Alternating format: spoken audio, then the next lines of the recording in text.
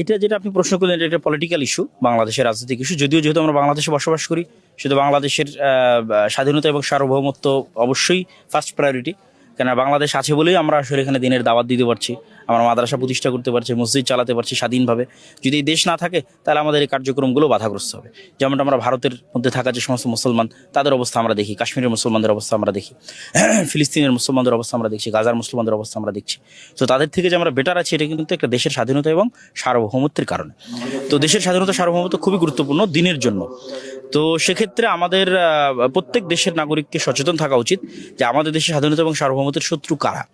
ভৌগোলিক কারণেই আমাদের জন্মগত বাই ডিফল্ট যারা শত্রু, তারা আমাদের জন্য সবচেয়ে বেশি হুমকির, এবং তাদের বিরুদ্ধে কথা বলার কারণেই কিন্তু ওসমান হাদি একটা কথা বারবার বলতো, দখলদারিত্ব এবং আধিপত্য। তো সবাই জানে দখলদারিত্ব এবং আধিপত্য কি। তাদের বিরুদ্ধে কথা বলার কারণেই কিন্তু আসলে তাকে গুলি করে হত্যা করা হলো, এবং এতদিন পার হয়ে যাওয়ার পর আসামি গ্রেফতার হলো না। এটাই সবচেয়ে বড় কারণ যে এটার সাথে দেশি এবং বিদেশি একটা বড় ধরনের ষড়যন্ত্রের যোগ সাজস আছে।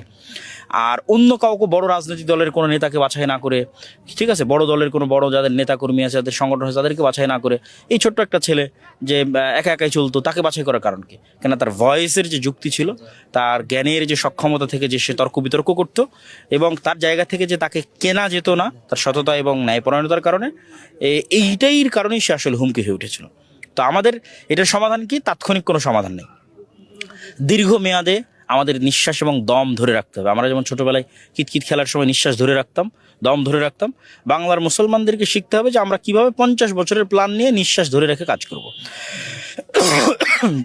যেটা আসলে ওসমান হাদি শুরু করেছিল।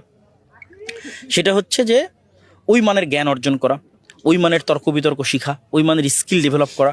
আমাদের শত্রুরা কিভাবে আমাদের সাথে শত্রুতা করে, কোন ওয়ার্ড, কোন শব্দ ব্যবহার করে, কোন ফ্রেমিংয়ের মাধ্যমে তারা আমাদের সাথে খেলে, ঠিক আছে, এবং আমাদেরকে দেওয়ালে, আমাদের পিঠটা দেওয়ালে ঠেকিয়ে দেয়, এবং আমাদেরকে মেইন স্ট্রিম থেকে আউট করে দেয়, কোন শব্দগুলো ব্যবহার করে, কোন বাক্যগুলো ব্যবহার করে, এই ফ্রেমিংগুলো শিখা, এবং সেটাকে পাল্টা কাউন্টার দেওয়ার জন্য যুক্তি এবং তর্ক তৈরি করা, এবং সেই যথোপযুক্ত জায়গায় সত্যবাদিতা এবং ন্যায়পরায়ণতার সাথে তুলে ধরা, বিক্রি না হওয়া।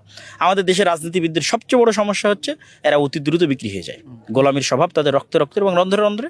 এরা যখন ক্ষমতার জন্য যা ইচ্ছা তাই করতে পারে, ফলত তাদের উপর ভরসা করা খুব কঠিন।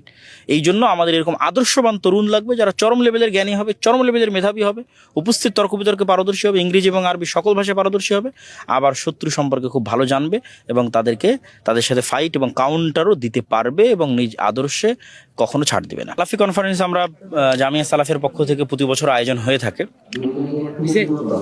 এটার মূল লক্ষ্য উদ্দেশ্য হচ্ছে দেশ এবং বিদেশ থেকে বড় বড় আলেম ওলামাদের নিয়ে এসে বাংলাদেশের জনগণের মধ্যে কোরআন এবং হাদিসের, সহিহ হাদিসের এবং সঠিক আকিদার এবং সঠিক মানহাজের, সালাফি মানহাজের, সালাফি বলতে আসলে সালাফে সালেহিন, মানে যারা অতীতে চলে গেছে, সাহাবি, তাবি, নবী, তারা হচ্ছে অতীতে চলে যাওয়া সৎ কর্মশীল বান্দা, যাদের কথা আল্লাহ, যেমন আমরা সূরা ফাতিহার মধ্যে সবসময় পড়ি যে ইহদিনাস সিরাতাল মুস্তাকিম সিরাতাল লাযিনা আনআমতা আলাইহিম, আল্লাহ তাদের পথ দেখো যাদের উপর আপনি দয়া করেছেন।